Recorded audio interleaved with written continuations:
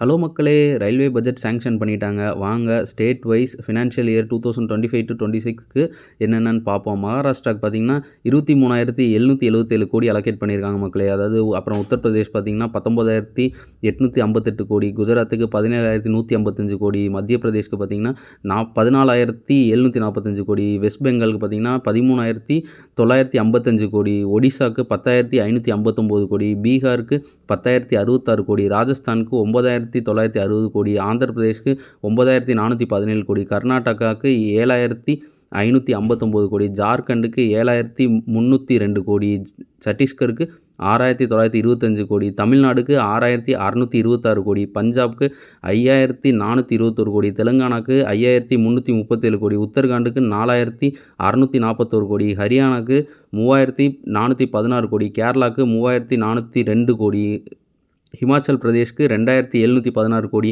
டெல்லிக்கு 2,593 கோடி, கோவாக்கு 482 கோடி மக்களே. தமிழ்நாடுக்கு கம்மியாக இருக்க மாதிரி எனக்கு தெரியுது. என்னோட சஜஷன் படி ரொம்ப கம்மியாக இருக்க மாதிரி தெரியுது. ஆனால் நல்ல பட்ஜெட் அலோகேஷன் சூப்பராக பண்ணியிருக்காங்க. ஸோ உங்களோட தாட் இந்த பட்ஜெட் அலோகேஷனில் என்னன்றதை கண்டிப்பாக கமெண்ட்டில் சொல்லுங்கள். ஸோ இதில் என்னென்ன இம்ப்ளிமெண்ட் பண்ண போகிறாங்கன்றதை நான் உங்களுக்கு அப்டேட் பண்ணுறேன் சீக்கிரமாக.